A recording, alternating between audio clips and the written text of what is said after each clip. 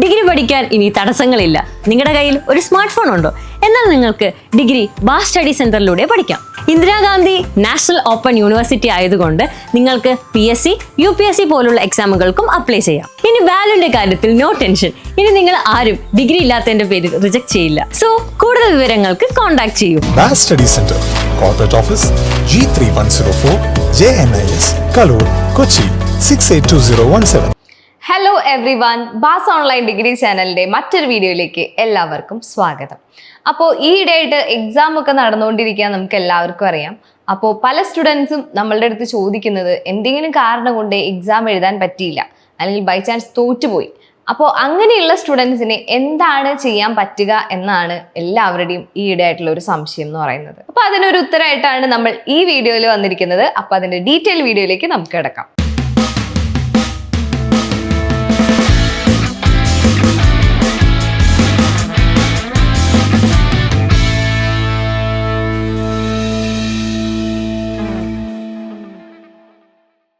ഇഗ്നോ യൂണിവേഴ്സിറ്റിയിൽ BA, BCom, BBA, BSW മുതലായ കോഴ്സുകൾക്ക് അഡ്മിഷൻ എടുക്കണമെന്ന് ആഗ്രഹിക്കുന്ന സ്റ്റുഡൻസ് ഇനി ഒട്ടും വൈകിക്കേണ്ട, ഉടൻ തന്നെ താഴെ കാണുന്ന നമ്പറിൽ കോൺടാക്ട് ചെയ്ത് എത്രയും വേഗം നിങ്ങളുടെ സീറ്റുകൾ ഉറപ്പാക്കുക. കാരണം നമ്മുടെ രജിസ്ട്രേഷനൊക്കെ സ്റ്റാർട്ട് ചെയ്തിട്ടുണ്ട്. അപ്പോൾ ഇനി ആരും വൈകിക്കാതെ ഉടനെ തന്നെ കോൺടാക്ട് ചെയ്യാം.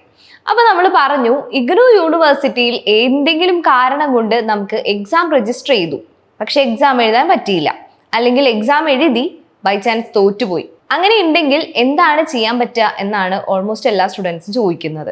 കാരണം നമുക്കറിയാം, ഇപ്പോഴത്തെ സമയത്ത് നമ്മൾ വിചാരിക്കുന്ന പോലെ ലീവ് കിട്ടില്ല, അല്ലെങ്കിൽ വിചാരിച്ച പോലെ നമുക്ക് എക്സാം എഴുതാൻ പോകുമ്പോൾ തന്നെ എന്തെങ്കിലും ഹെൽത്ത് ഇഷ്യൂസോ അങ്ങനെ എന്തെങ്കിലും പല കാരണങ്ങളും ഉണ്ടാവാമല്ലോ.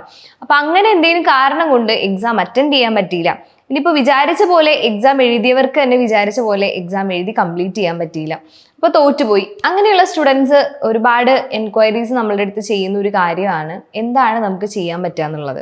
അപ്പോൾ ഓൾറെഡി എക്സാം രജിസ്റ്റർ ചെയ്ത സ്റ്റുഡൻസ് ആണെങ്കിൽ കൂടെ നമുക്ക് നെക്സ്റ്റ് ഇയറിൽ എക്സാം രജിസ്റ്റർ ചെയ്യുന്നുണ്ട്. അതായത് നമ്മളിപ്പോൾ ജൂൺ ജൂലൈ ഇൻടേക്കിലേക്കാണ് നമ്മൾ എക്സാം അപ്ലൈ ചെയ്തിരിക്കുന്നത്.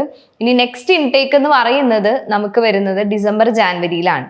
അപ്പോൾ ഇത്തവണ എക്സാം എഴുതാൻ പറ്റിയില്ല, അല്ലെങ്കിൽ എന്തെങ്കിലും കാരണം കൊണ്ട് തോറ്റുപോയി അങ്ങനെയുള്ള സ്റ്റുഡൻസ് ആണെങ്കിൽ നെക്സ്റ്റ് ഈ പറയുന്ന ഡിസംബർ ജാനുവരിയിലാണ് അവർക്ക് എക്സാം എഴുതാനുള്ള ഓപ്ഷൻ ഉള്ളത്.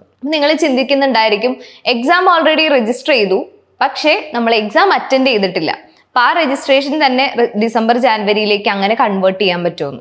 അപ്പം അങ്ങനെ ചോദിക്കുന്ന സ്റ്റുഡൻസിനോട് പറയാനുള്ളത്, അങ്ങനെ ഒരു കൺവേർഷൻ നമ്മുടെ യൂണിവേഴ്സിറ്റിയിലില്ല. അതിപ്പോൾ ഏത് യൂണിവേഴ്സിറ്റി ആയാലും നമ്മൾ ഒരു തവണ രജിസ്റ്റർ ചെയ്ത് കഴിഞ്ഞാൽ പിന്നെ ആ പേയ്മെൻറ്റ് ആ ഒരു രജിസ്ട്രേഷന് പോവുകയാണ് ചെയ്യുന്നത്.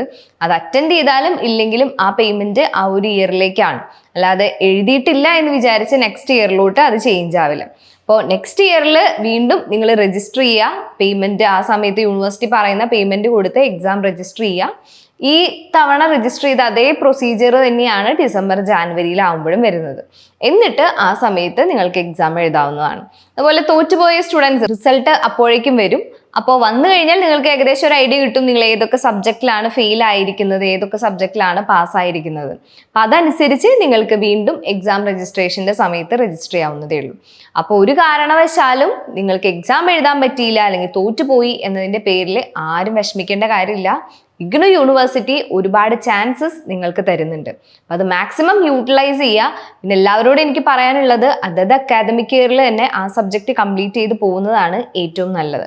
അപ്പം അങ്ങനെ ട്രൈ ചെയ്യാൻ പറ്റുന്നവരെ മാക്സിമം അതത് അക്കാദമിക് ഇയറിൽ തന്നെ നിങ്ങളുടെ രജിസ്ട്രേഷൻ, അതായത് എക്സാം രജിസ്ട്രേഷൻ കംപ്ലീറ്റ് ചെയ്ത് എക്സാം എഴുതാം. അപ്പോൾ എക്സാം എഴുതാൻ പറ്റിയില്ലെങ്കിൽ, അല്ലെങ്കിൽ ബൈ ചാൻസ് തോറ്റുപോയാൽ അവർക്ക് എന്തൊക്കെ ചെയ്യാൻ പറ്റും എന്നുള്ള ഒരു ഐഡിയ നിങ്ങൾക്ക് കിട്ടിയിട്ടുണ്ടാവും എന്ന് ഞാൻ വിചാരിക്കുന്നു.